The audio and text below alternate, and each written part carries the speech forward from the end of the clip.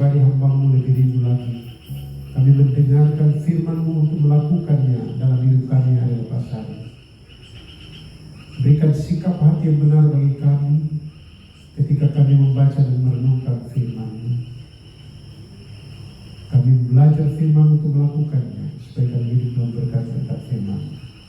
Pakailah hamba-Mu menjadi alat seorang berkat firman pada saat ini. Terima kasih Tuhan, berfirman-Lah. Kami siap dengan firman Tuhan dalam nama Yesus. Amin. Silakan duduk. Shalom. Terima kasih. Ini coba cek ada. Cek. Baik, saudara, terima kasih untuk kesempatan yang diberikan oleh BM. Saya tahu sudah ada jadwalnya, tapi puji Tuhan, karena ketika mereka hubungi, saya langsung bilang siap sedialah, baik atau tidak baik waktunya. Amin. Baik, kita buka dalam Filipi pasal 1. Surat Paulus kepada jemaat di Filipi pasal 1 ayat 20 sampai ayat yang ke-26. Filipi pasal 1 ayat 20 sampai ayat yang ke-26. Baik, kalau kita sudah dapat, mari kita berdiri bersama-sama dan kita membaca ayat-ayat firman Tuhan ini secara bersama-sama. Saya hitung sampai 3, kita baca bersama-sama. Filipi pasal 1 ayat 20 sampai 26. 1, 2, 3. Sebab yang sangat kurindukan dan kuharapkan ialah bahwa aku dalam segala hal tidak akan beroleh malu, melainkan seperti sedia kala, demikian pun sekarang Kristus dengan nyata dimuliakan di dalam tubuhku, baik oleh hidupku maupun oleh matiku. Karena bagiku hidup adalah Kristus dan mati adalah keuntungan. Tetapi jika aku harus hidup di dunia ini, itu berarti bagiku bekerja memberi buah. Jadi mana yang harus kupilih? Aku tidak tahu. Aku didesak dari dua pihak. Aku ingin pergi dan dia bersama-sama dengan Kristus. Itu memang jauh lebih baik. Tetapi lebih perlu untuk tinggal di dunia ini karena kamu. Dan dalam keyakinan ini, taulah aku akan tinggal dan akan bersama-sama lagi dengan kamu sekalian, supaya kamu makin maju dan bersukacita dalam iman, sehingga kemuliaanku dalam Kristus Yesus makin bertambah karena aku, apabila aku kembali kepada kamu. Silakan dulu. Demikian jauh pembacaan firman Tuhan. Yang berbahagia adalah mereka yang mendengarkan firman Tuhan dan yang melakukannya dalam hidupnya hari lepas hari. Terpujilah Tuhan Yesus. Shalom. Saudara-saudara, hidup itu bukan hanya sekedar bernafas. Betul? Ada orang bernafas tapi tinggal terus di tempat tidur karena sakit. Ya, tidak bisa bergerak. Bagi Tuhan Yesus, hidup lebih penting dari segalanya. Hidup lebih penting daripada makanan dan pakaian. Itu kita bisa lihat dalam Matius pasal 6 ayat 25. Bukankah hidup itu lebih penting dari makanan, dari pakaian? Kalau hidup itu sangat penting, saudara-saudara, maka kita harus membuat hidup kita ini menjadi berarti. Ya, kalau kita bilang hidup ini penting sekali, karena itu kita harus buat hidup ini menjadi berarti. Karena itu judul khotbah saya pada saat ini adalah hidup yang berarti. Saudara-saudara yang saya kasih dalam Tuhan Yesus Kristus, sebagai orang-orang Kristen, apalagi sebagai anak-anak Tuhan, sebagai hamba-hamba Tuhan, kita harus memahami betul bahwa hidup kita harus berarti. Kalau kita hidup, maka hidup ini harus berarti. Kalau berarti itu siapa yang menilai? Orang yang di sekitar kita, ya kan? Bagi Rasul Paulus, hidup yang berarti itu memuliakan Kristus dalam tubuhnya. Coba kita lihat ayat 20. Ayat 20, sebab yang sangat kurindukan dan kuharapkan ialah bahwa aku dalam segala hal tidak beroleh malu, melainkan seperti sedia kala. Demikian sekarang Kristus dengan nyata dimuliakan. Dan bagi Paulus dia menegaskan bahwa ketika nama Yesus dimuliakan, hidupnya menjadi berarti oleh karena menyebabkan kemajuan Injil. Bagi Paulus, ya, Hidup yang menjadi berarti karena Yesus dimuliakan melalui dirinya, terjadilah kemajuan Injil. Padahal kalau kita baca surat Filipi ini, Paulus pada waktu menulis surat ini dia berada di mana? Dia di penjara, ya. Tapi bukan di penjara di Filipi, ya. Dia sedang dalam pergumulan. Dia sudah saat-saatnya mau mati atau mati syahid. Nah, sehingga dengan kasih yang tulus ia menyerahkan hidupnya untuk memikirkan orang lain. Coba kita lihat ayat 12 sampai 12. Aku menghendaki saudara-saudara supaya kamu tahu bahwa apa yang terjadi atasmu ini justru telah menyebabkan kemajuan Injil. Kemudian 24 sampai 25, tetapi lebih perlu untuk tinggal di dunia ini karena kamu, dan seterusnya. Jadi saudara, bagi Rasul Paulus itu hidup yang berarti itu berkaitan dengan Injil. Tetapi secara spesifik, pertanyaannya kalau saya katakan bahwa kita sebagai orang percaya harus menjadikan hidup kita berarti. Pertanyaannya, bagaimana caranya kita menjadikan hidup kita ini berarti? Ada cara. Dalam pembacaan kitab kita tadi, saya mencatat di sini ada 4 cara bagaimana supaya hidup kita menjadi berarti. Yang pertama, perhatikan di 20. Yang pertama, supaya hidup kita menjadi berarti, kita harus memiliki tekad. Kita harus memiliki tekad hidup yang benar. Saudara yang saya kasih tahu, artinya apa?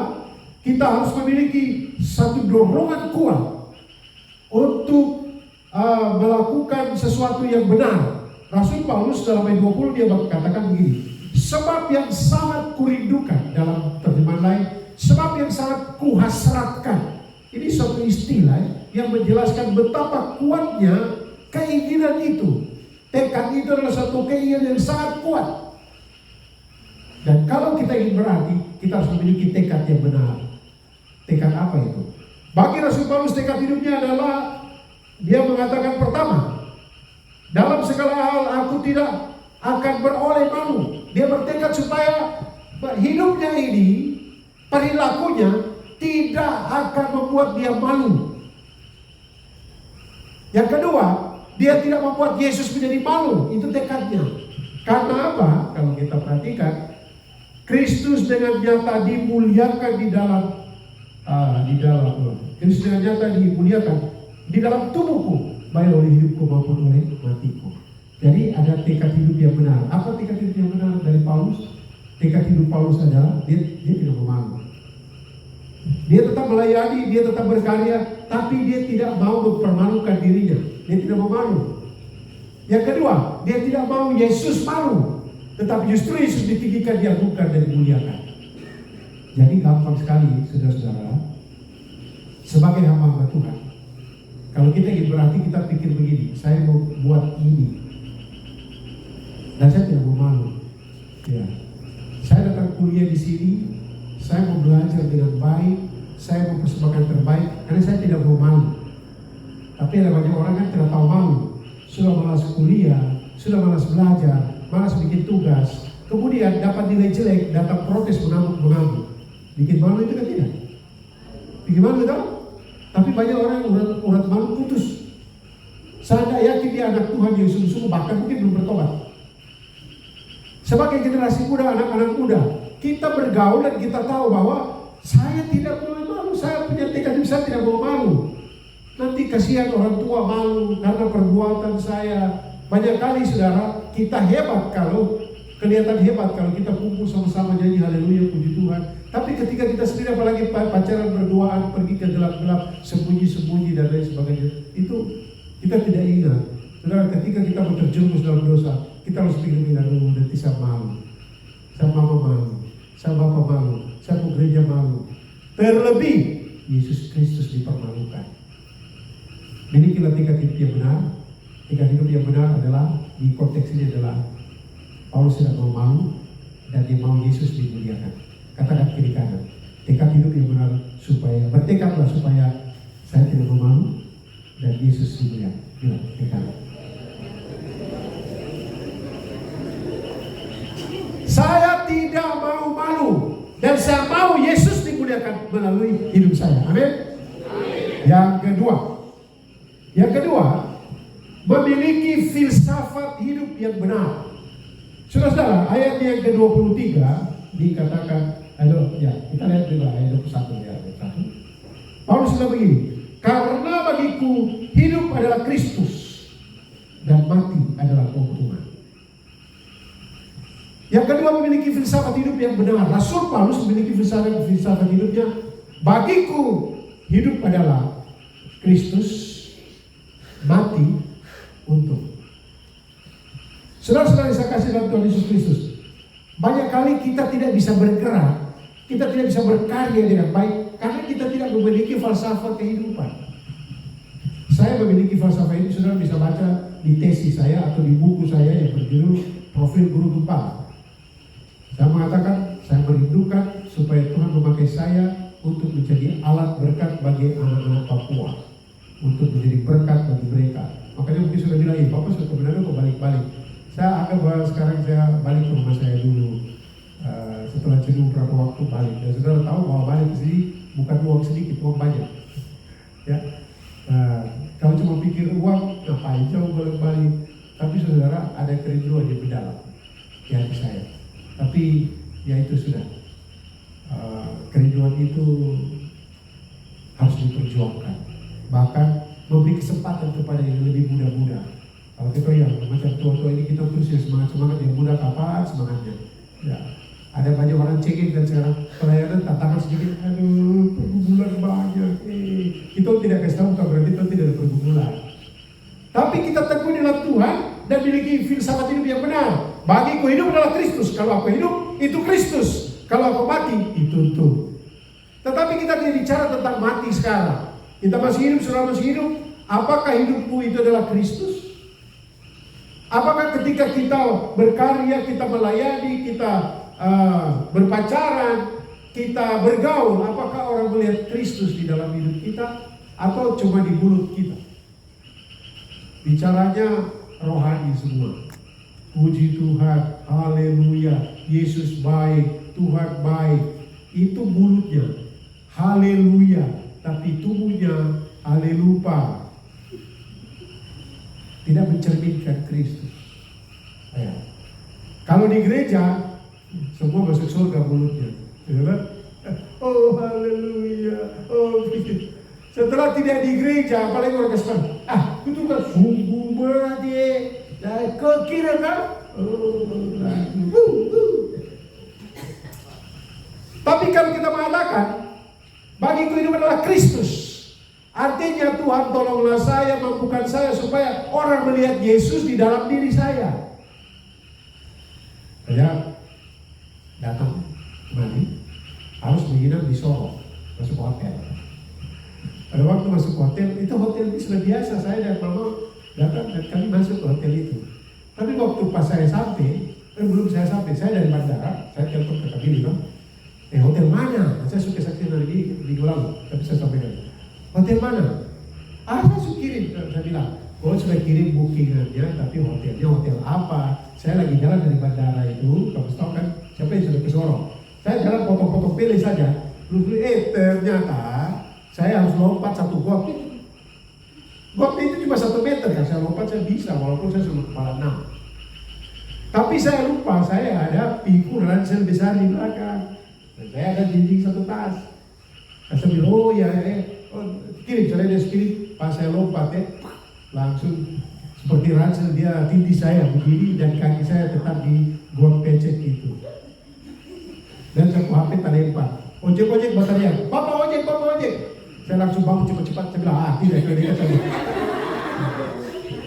Karena saya pikir saya mau jalan supaya saya celana kering dulu. Sampai di hotel celana sudah kering. Tapi saya tidak perhatikan, celana kering ini pecek-pecek kelihatan langsung kan kalau pecek kering kan.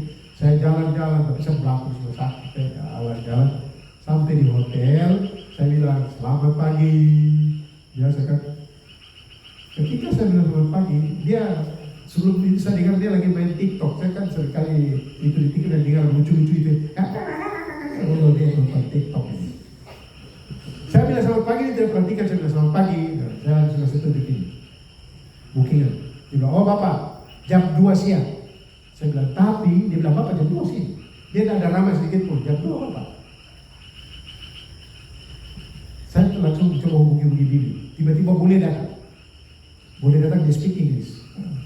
Cuma tidak bicara saya Inggris.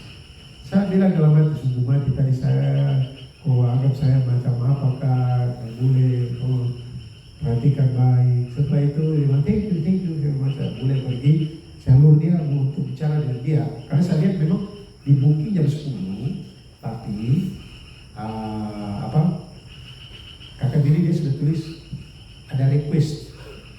Bookingnya jam 2 siang masuk, tapi ada request jam 10.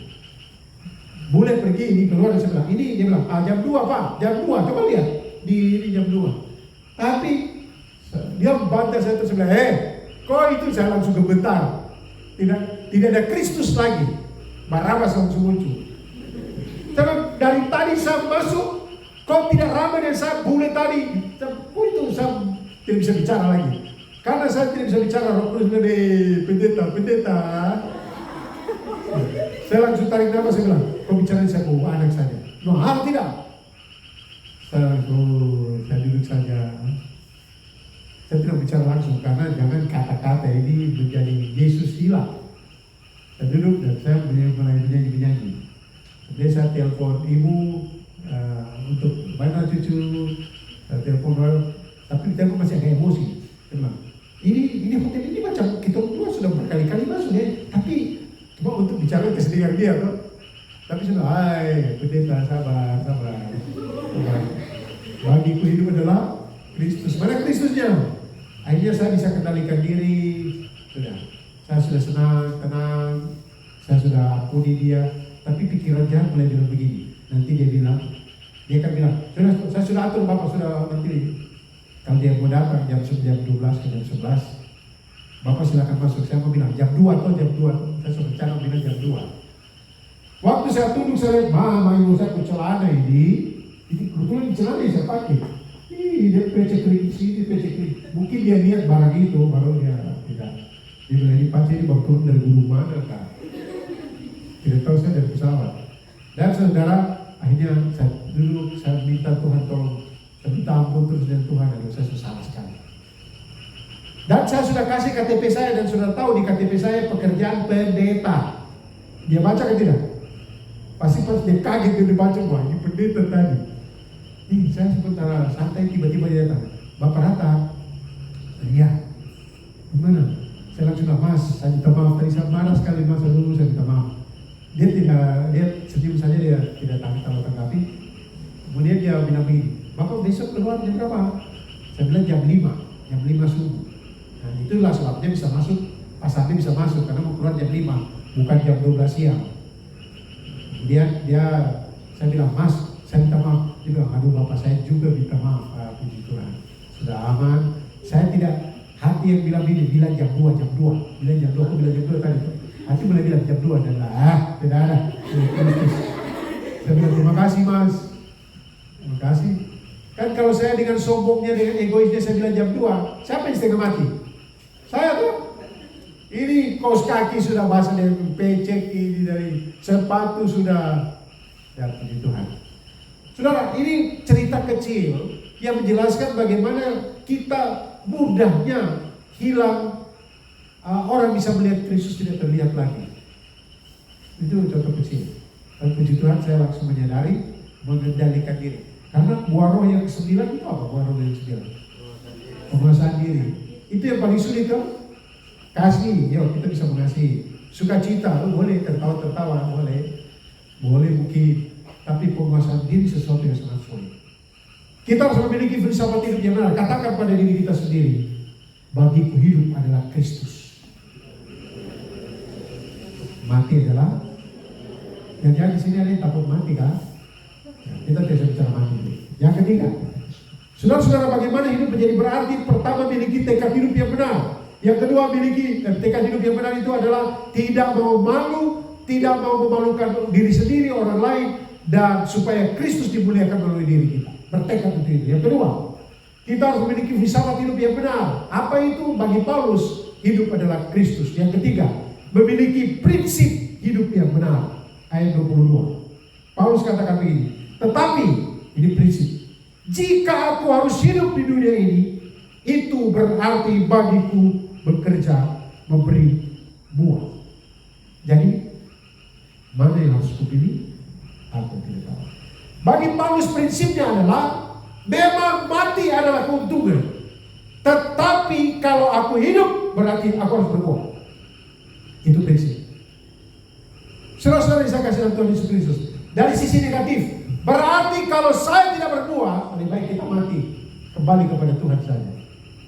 Kalau tidak mau berbuat atau tidak berbuat atau tidak mau berbuat. Banyak kali kita kan jadi orang Kristen yang pesimis atau yang biasa-biasa saja. Tidak berbuat, tidak mau berbuat dan menyangkal dan berbuat. Banyak kali kita berbuat kan tidak berbuat tinggal. Pokoknya saya tenang-tenang saja. Itu dosa ya. Kita harus berupaya dimanapun kita berada, kita berbuat. Orang melihat sesuatu bagi kita, berbuat apa saudara? Nggak usah kita repot-repot, saya berbuat apa? Jiwa-jiwa baru, oke. Tapi di Galatia jelas kasih, orang melihat kasih itu sukacita, kemurahan. Banyak orang kan, saya anak Tuhan, tapi sekakarnya minta ampun deh. Tahu sekakar? Apa itu sekakar? Ya, di asrama kalau dia tidak ada apa-apa, dia tatai adik kalau gimana sakit, aduh, adik dari mana? Padahal dia tuh cerita waktu dia bertunggu nasi selesai, saya selesai, dia ikut dipanggil makan. Kakak, mari kita makan. Siapa? Kakak ini, mari kakak tidak apa-apa. Kakak tuh tolak-tolak, tapi dia yang pertama gunung tinggi, apa kalah gunung apa? Ada yang bilang, di sebuah kita masuk 5 orang, kakak dia tarik tinggal 2 orang makan sisa. Tapi kalau dia punya, dia ambil air pelan-pelan, dia goyang atau kopi susu di kamar, goyang pelan-pelan. Kalau pakai sendok bunyi orang dengar, tadi pakai jari saja, kita tidak dengar. Saking sekakarnya, tidak bunyi, tapi panas. Itu karena apa? Skakar. Yang skakar coba angkat ada? Tidak ada. Coba kamu lihat siapa yang skakar sini itu. Dia mau lihat lagi. Saudara, ini kita tidak usah terlalu sulit-sulit. Kita memiliki prinsip hidup bagiku harus bekerja memberi buah. Apakah saudara ada di jemaat, orang melihat ada buah atau orang bilang begini, dia ada atau tidak ada, tidak pengaruh. Gitu? Ada orang di satu tempat pekerjaan, dia ada atau tidak ada, tidak pengaruh. Tapi saudara kalau sudah berbuah, tiba-tiba orang tanya lagi, siapa? Edom tadi yang bilang, Edom mana tinggal dicari-cari Edom mana Edom jangan kau marah, berarti kau dicari, kau penting. Tapi kau sudah hilang 1 minggu tidak ada yang cari. Tidak ada mana Edom, tidak ada. Karena kau ada atau tidak ada, tidak pengaruh, tidak penting. Orang yang menghasilkan buah, yang berbuah, yang punya pengaruh adalah orang di mana ketika kita tidak ada. Dia di mana? Kakak di mana? Adik di mana? Sekolah minggu jalan atau tidak jalan? Kau hadir atau tidak hadir? Dia tetap jalan. Itu bagaimana? Jadilah pribadi yang menghasilkan buah. Di rumah menjadi berkat bagi bapak, bagi mama. Yang pas minta uang saja baru kau ada. Tapi kalau tidak ada uang bagaimana ini? Atau kalau sudah kau penghasilan, kau kirim sedikit ke mama kah, ke bapak kah? Ya kalau kau sudah berpenghasilan. Tapi saudara menghasilkan buah itu sangat luas pengertiannya. Bagiku hidup adalah Kristus, mati adalah keuntungan. Tetapi jika kau harus hidup, itu berarti bekerja memberi buah. Katakan kiri kanan, kalau kau masih hidup kau harus berbuah. Yang kau dibilang-bilang, kau juga. Dan bicara saja. Tidak. Jadi kau harus menghasilkan buah. Di asrama rata-rata satu kamar berapa orang? 2 kan? Yang perempuan berapa? 2. Kakak dan adik. Kakak biasa kakak. Adik. Duduk di bawah, tidur di bawah ya? Iya kan? Iya kan tidak? Kalau dia sama putra ada satu kamar 1 orang. 2 tetap. Kakak dan adik, betul. Kakak dia suruh-suruh kan tidak? Sudah hasilkan buah saja. Biar kakak dia bertobat kalau kakak tunggu suruh-suruh gitu. Tapi tidak ada. Kakak mau semua, amin. Kakak-kakak langsung bilang ya, itu dulu saya bagus.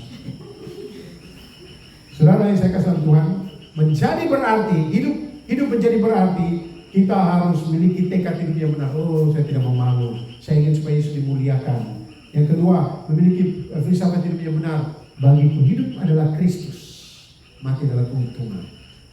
Dan yang ketiga, prinsip hidup yang benar. Kalau aku masih hidup, itu berarti harus bekerja, memberi buah. Kemudian yang keempat, saudara-saudara, dari ayat ini Paulus bilang begini, aku didesak dari dua pihak. Aku ingin diam dan bersama dengan Kristus, itu jauh lebih baik. Betul? Mati, tinggal dengan Yesus jauh lebih baik. Tapi ada penekanan bilang apa?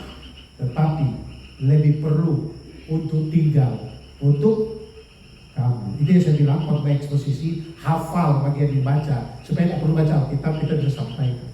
Ya tak? Benar ke tidak ya? Khotbah eksposisi begitu. Kita sudah hafal, kita langsung bilang begitu. Aku didesak dari dua pihak. Aku ingin diam dan pergi bersama dengan Kristus. Itu memang jauh lebih baik, tetapi lebih perlu untuk tinggal karena kamu. Yang keempat di sini berarti apa? Supaya hidup itu menjadi berarti, kita harus memiliki tujuan hidup yang benar. Apa tujuan hidup yang benar di dalam ayat 23 sampai ayat 26? Tujuan hidup di sini Paulus bilang begini, memang aku didesak dari dua pihak. Bagi dia tujuan hidup yang benar di sini ditekankan di sini, ia memilih sesuatu yang lebih perlu, bukan yang lebih baik. Tujuan hidup yang benar di sini, dalam konteks di sini Paulus memberikan contoh supaya kita selalu pilih yang lebih perlu, bukan yang lebih baik. Mengerti maksud ini? Ada misalnya, saya kasih contoh saja. Ada suami istri baru menikah, punya anak, dia baru 1-2 tahun menikah, punya anak bayi, uang pas-pasan. Kemudian mau beli susu di mall atau di toko. Susu itu harga 100.000. Kemudian istrinya bilang begini, saya biasanya kan baru menikah saya tersayur atau apa. Saya tunggu, bayi ini susu sudah habis, bisa belikah susu ini? Pace dia bilang begini, siap saya, siap meluncur. Diberikanlah uang 100.000. Pace dia pergi, nanti pergi ke toko ini ya langsung bapaknya bilang ya dia pergi ke toko itu. Nah saudara, toko ini ada yang ke atas itu ada jual sepatu, yang lo inginkan sekali sepatu itu. Di bawah itu jual makanan-makanan, susu dan makanan semua. Pada waktu dia mau pergi menuju ke tempat makanan, dia lihat ke tangga, dia sepatu yang harganya 999.000 sama dia 1 juta kan? Sekarang harganya 100.000. Dia mau masuk, dia mau pergi beli susu, tapi dia lihat ini, dia mau kaki mau naik lagi ke atas untuk pergi beli sepatu. Sepatu hampir 1 juta, sekarang jadi 100.000. Akhirnya dia bilang, ini sekali saya beli susu, saya beli sepatu saja. Dia naik, ini sepatu untuk istrinya. Dia pergi, saya akan menyenangkan hati istri. Dia beli sepatu harga 100.000. 999.900 sudah turun jadi 100.000. Dia pulang sambil bernyanyi, Allah itu baik, sampai di rumah masih belum turun, belum standar motornya sebenarnya. Say. Istrinya bingung ini, rame sekali. Kok belum selamat siang kah, selamat sore kah? Say, kok tahu itu sepatu yang dulu yang kau suka sekali itu? Oh iya, kenapa? Dulu berapa deh harga? 999.999, 1 juta. Kau tahu sekarang 100.000. Wah iya kak. Saya sebeli toko. Dia pikir istrinya senang. Baru dia istrinya cuma bilang begini, bukan datar langsung. Baru susu. Ini sepatu ini tidak susu. Uang habis susu sepatu. Istrinya ambil sepatu ini dan istrinya bilang begini, kau buat sepatu ini kasih minum supaya orang banyak. Mana yang lebih baik? Sepatu, tak? Harga, dari sisi harga tuh. Mana yang lebih perlu? Sekarang, mana yang lebih baik?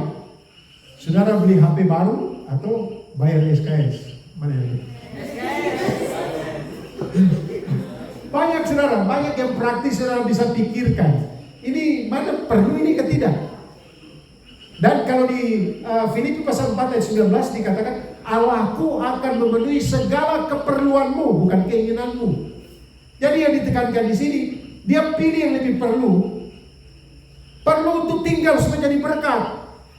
Dan kita tidak usah khawatir saudara, hal-hal yang merupakan keperluan kita, karena Allahku akan memenuhi segala keperluanmu. Tetapi pilihlah yang lebih perlu untuk tinggal dan menjadi berkat daripada yang lebih baik. Memang yang lebih baik di sini menyangkut masuk surga, itu kan pasti. Itu suatu pasti bagi setiap orang yang percaya, pasti. Tapi belajarlah untuk memilih yang lebih perlu daripada yang lebih baik. Saudara mau jadi orang yang berguna, menjadi pribadi yang berguna, atau hidup yang berarti? Bisakah kita menjadi pribadi yang berarti bagi orang lain?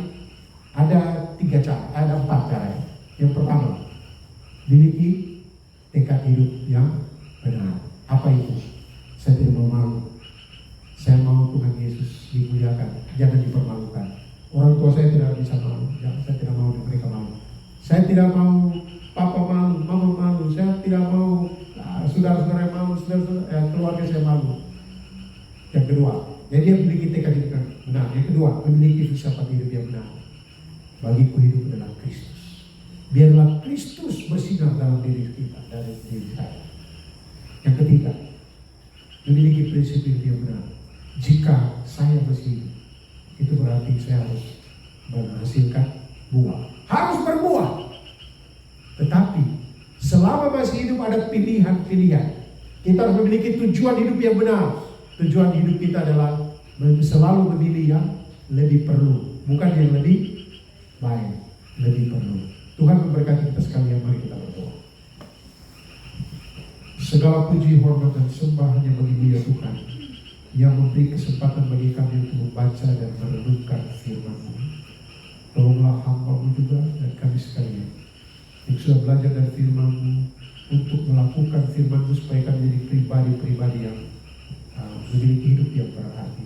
Allah Roh Kudus, tolonglah kami, kuasailah hati kami, bentuklah kami menjadi pribadi yang sudah diketahui. Tolonglah kami untuk menjadi berkat bagi orang-orang di sekitar kami, sehingga setiap kali kehadiran kami dimanapun itu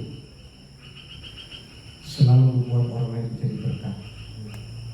Orang lain diberkati melalui kehidupan kami. Terima kasih untuk firman-Mu. Kami mengucap syukur dan berdoa dalam nama Tuhan Yesus. Haleluya. Amin. Saya kembalikan